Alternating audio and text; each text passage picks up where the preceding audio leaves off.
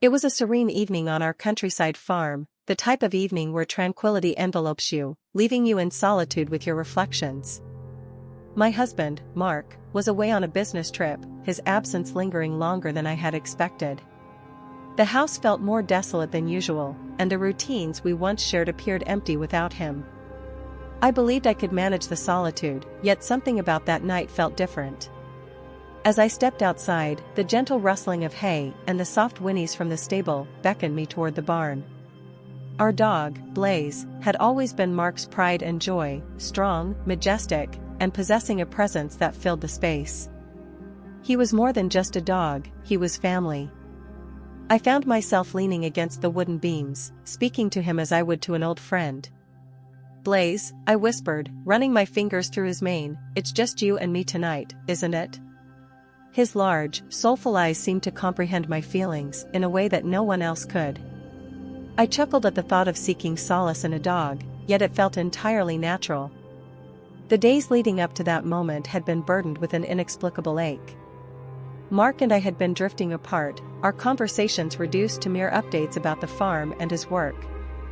The distance between us was not only physical, but emotional as well. Standing there in the barn, surrounded by the familiar scents of hay and leather, I couldn't help but ponder how our situation had become so complicated. Then, unexpectedly, a faint yet distinct noise interrupted my thoughts.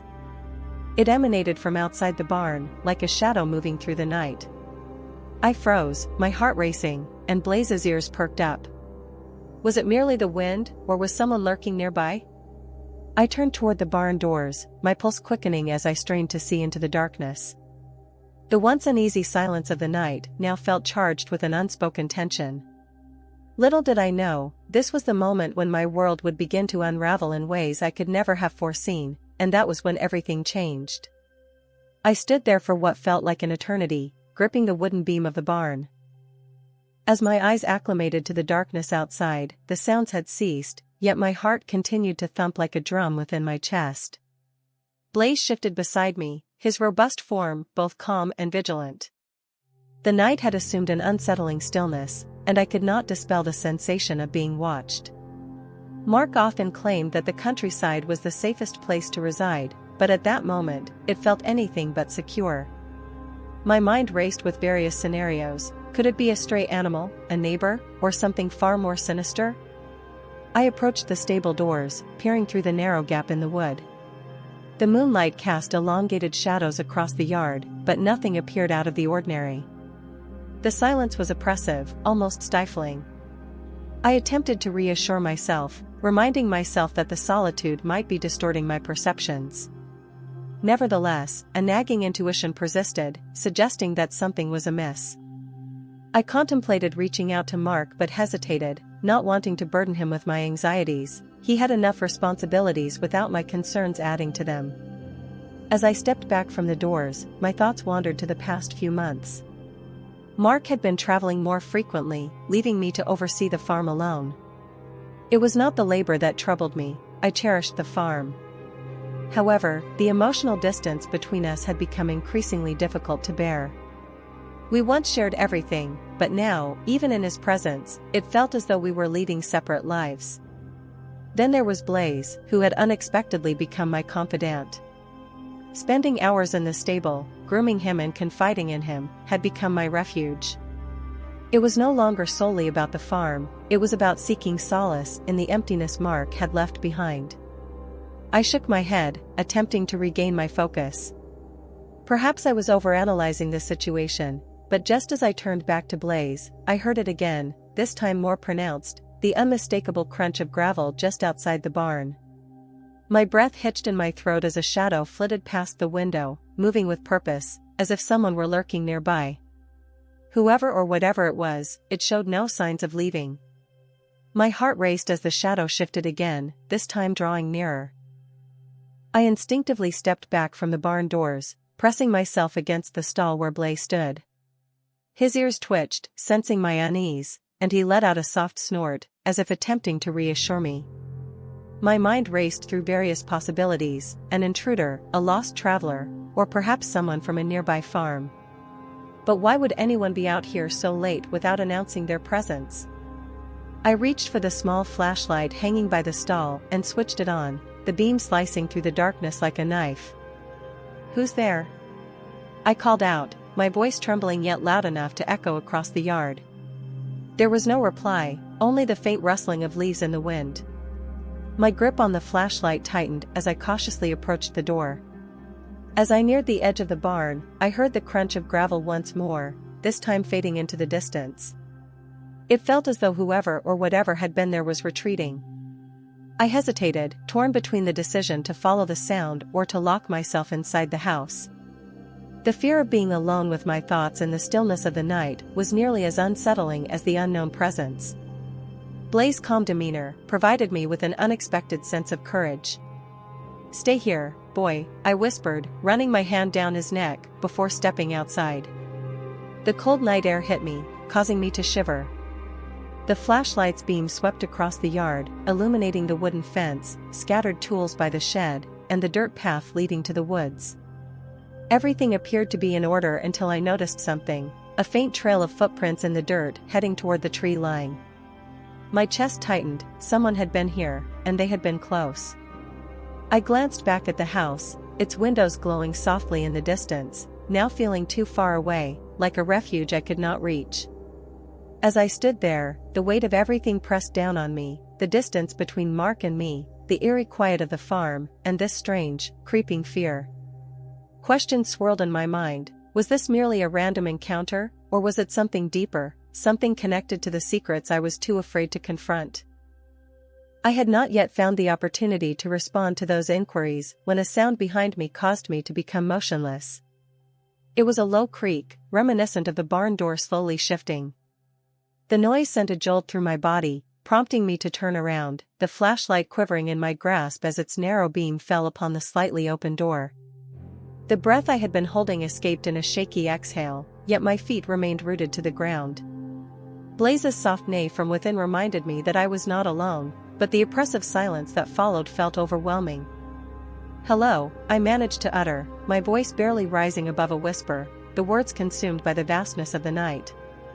The rational part of my mind urged me to retreat to the house, secure the doors, and contact someone, anyone. However, another part of me, the one that could not leave questions unanswered, compelled me to move forward. The barn door creaked once more, swinging inward with the gentlest push of the wind, or so I hoped. My flashlight illuminated the interior, revealing everything as it had been. Blaze stood quietly, his eyes tracking my every movement, as if he sensed my discomfort. I scanned the shadows, searching for anything out of place. That was when I noticed it, a faint glimmer near the hay bales in the corner, something metallic reflecting the light. My heart raced as I approached with caution, each step feeling increasingly burdensome. The glimmer turned out to be a small, rusted pocket knife lying on the ground. It was not ours, Mark did not possess anything like it, and no one else had visited the farm in months. I picked it up with trembling fingers, the cold metal sending shivers up my spine. It was not merely the knife that unsettled me, it was what it signified. Someone had been here, inside the barn, close enough to Blaze, close enough to me. Before I could fully comprehend the implication, a sudden noise erupted behind me, a sharp, deliberate bang, as if something heavy had been dropped. I spun around, the flashlight beam darting erratically across the barn. The sound had originated from the loft above, where we stored old equipment. My chest tightened as I gazed up at the darkened space, unable to discern anything from my position. The creaking floorboards above indicated that I was not merely imagining things, someone was present up there. A surge of adrenaline coursed through me as I hesitated, taking a tentative step toward the ladder. Every instinct urged me to flee, yet I felt compelled to discover who or what awaited me. My hand reached for the ladder, the cold metal sending a shiver through my skin. Gradually, I began to ascend, my hands quivering as I grasped the rungs, which felt both cold and rough against my fingers. Each step seemed to stretch into eternity, the aged wood groaning beneath my weight. The barn was enveloped in an eerie silence, one that intensified every breath and heartbeat. As I climbed higher, I attempted to calm myself, reassuring my racing thoughts that I could confront whatever or whomever was above. When my head finally emerged over the edge of the loft, the beam of my flashlight illuminated the dusty space. Cobwebs shimmered like silver threads, while old crates and farming tools cast peculiar, distorted shadows on the walls. For a fleeting moment, it appeared that nothing was amiss, just the familiar remnants of items Mark and I had long forgotten. However, just as relief began to wash over me, I spotted something unusual in the far corner, partially obscured by an old tarp, a bundle of clothing. My breath hitched in my throat. Someone had been here not long ago. The realization struck me like a blow to the stomach. I squinted the flashlight to reveal more: a pair of muddy boots, a worn jacket, and most unsettling of all, a notebook resting neatly atop the pile. I crawled onto the loft floor, my hands moving instinctively as I reached for the notebook. Its leather cover was cracked and weathered, and the pages were filled with hurried, almost frantic handwriting. As I flipped through it, I discovered sketches of the barn, the surrounding woods, and even our house. There were notes detailing our daily routines, the times Mark departed for work, and even observations about me spending time in the barn after sunset. One line in particular made my stomach twist as I realized that the author had been watching us. For weeks, perhaps even months, the light from my flashlight flickered, its dim glow mirroring the rising panic in my chest. Suddenly, I heard a soft shuffle just behind me, causing me to freeze. The notebook slipped from my grasp as I turned slowly to see a figure emerging from the shadows.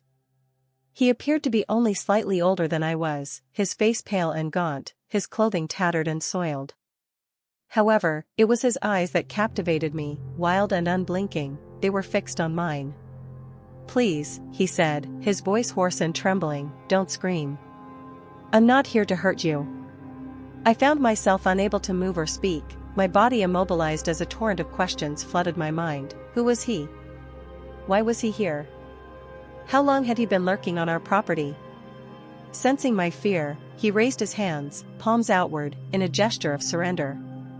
"I've been watching because I needed to know if it was safe to talk to you," he explained, his words spilling out in a hurried manner, his voice cracking with urgency. "Safe?" I managed to whisper, my voice barely above a murmur. "What are you talking about?" "There's something you don't know," he replied, glancing toward the barn doors below as if anticipating someone or something to burst through at any moment. "It's about your husband. You're in danger, and I'm the only one who can help you."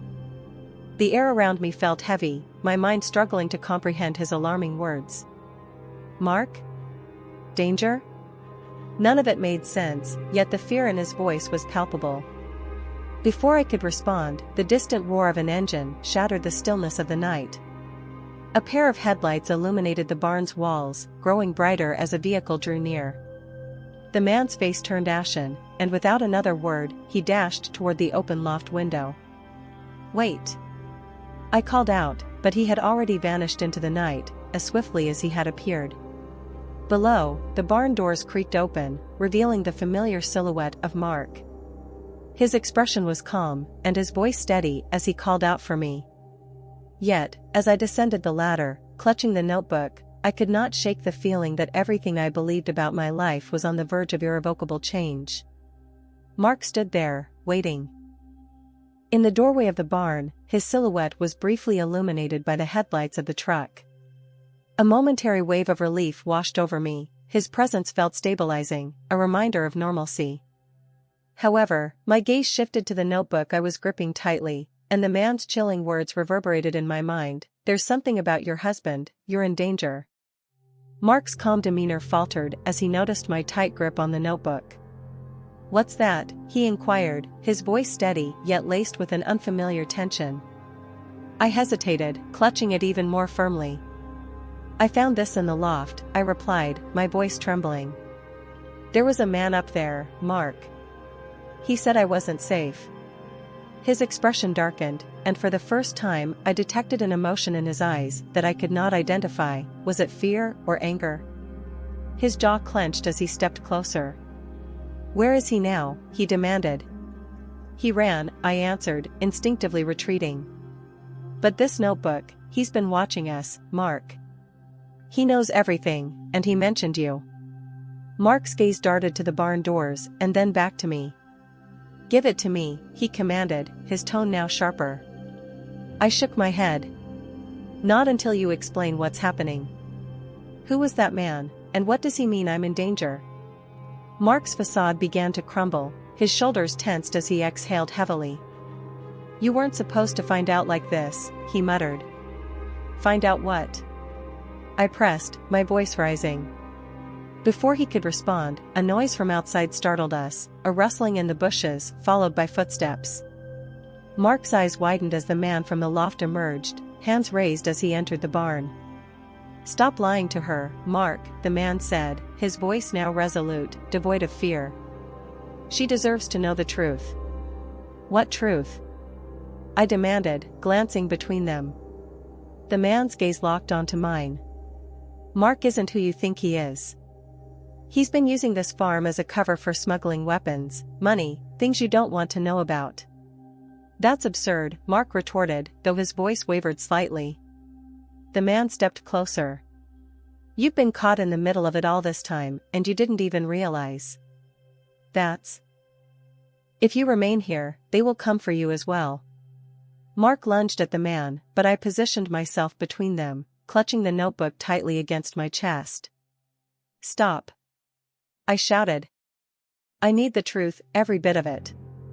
In that instant, I understood that the most troubling aspect was not Mark's actions, but rather my uncertainty about whom I could trust.